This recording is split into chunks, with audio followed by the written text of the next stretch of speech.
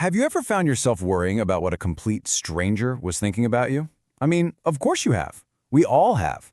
It's this deeply human and, let's be honest, often totally exhausting experience.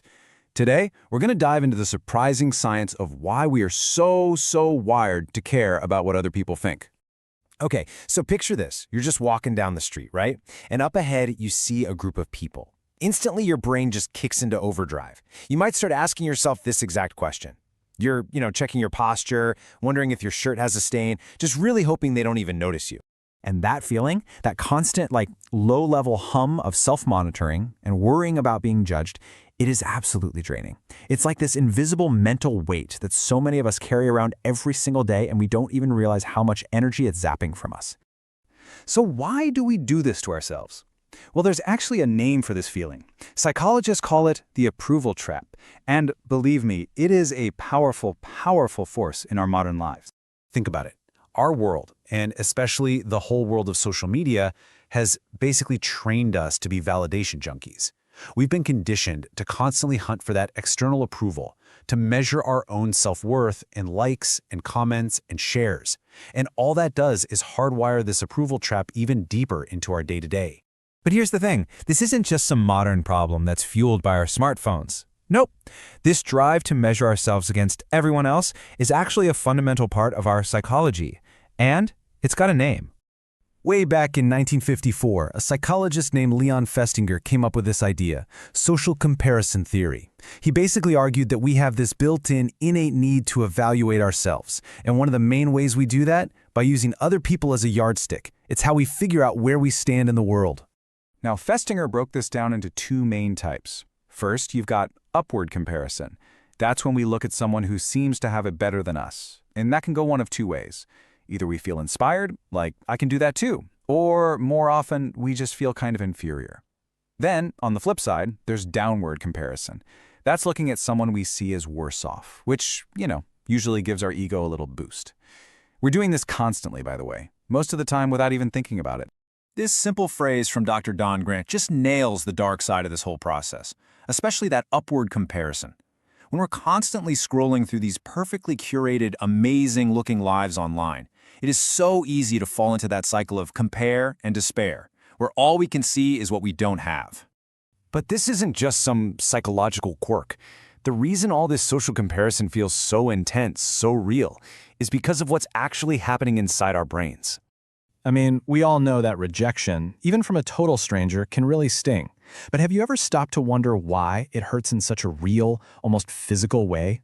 Well, the answer is hiding in our neural wiring. And this just lays it all out brilliantly. When we feel accepted, our brain's reward centers light up. We're talking about the same areas that respond to things like good food or winning money. It feels great, but when we're rejected, a totally different system kicks in. Our brain starts frantically assessing our relational value. Basically, how much the group values us. And that pain we feel, that's a powerful, hardwired signal designed to make us avoid losing that value ever again. So, we've gone from the social, to the psychological, to the neurological. Now, let's zoom out to the most fundamental level of all, our basic, primal survival instincts. What if that sting of rejection, that anxiety you feel when you think you're being judged, what if it's actually your body reacting as if you're in real, physical danger? Well, there's a new framework called social safety theory that suggests that's exactly what's happening. This is the core idea, and honestly, it's a total game changer. For our ancient ancestors, being rejected or cast out from the tribe was pretty much a death sentence. You'd lose access to food, shelter, protection, the whole shebang.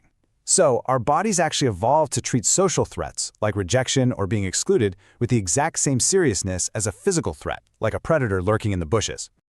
So, and this is the crucial point, your immune system is always listening in. When your brain perceives a social threat, it essentially puts out a call to these cellular soldiers, your immune cells, and tells them to get ready for battle. It's literally anticipating a potential physical wound that might come from that social conflict. And this slide shows that whole chain of events. First, your brain senses the threat. Then, it alerts the rest of your body through the nervous system. The immune system responds by mobilizing those cellular soldiers. And what's the end result? a rise in inflammation, which is the body's #1 defense mechanism against injury and infection. It is a very real physical response to a purely social event. Okay, I know that is a lot to take in. We are biologically wired to care what people think, and our bodies literally react as if we're under attack. So now that we understand this incredibly deep response, what can we actually do about it? How do we start to reclaim our focus? Here are 3 simple but incredibly powerful steps you can take. First, just start noticing what triggers that anxiety for you. Is it scrolling through social media? Is it being around a certain person? Just being aware is step 1. Second, you have to actively shift your focus to your own strengths. Seriously, make a list. Remind yourself of your own value. And third, and this might be the most important one, stop using other people as your yardstick. The only comparison that truly matters is you today versus you yesterday. So I'll leave you with this question. Just imagine all the mental energy you spend worrying, comparing, and chasing approval. If you could take back even a fraction of that energy and point it toward your own goals, your own growth, and your own scorecard, just think about the game you could win.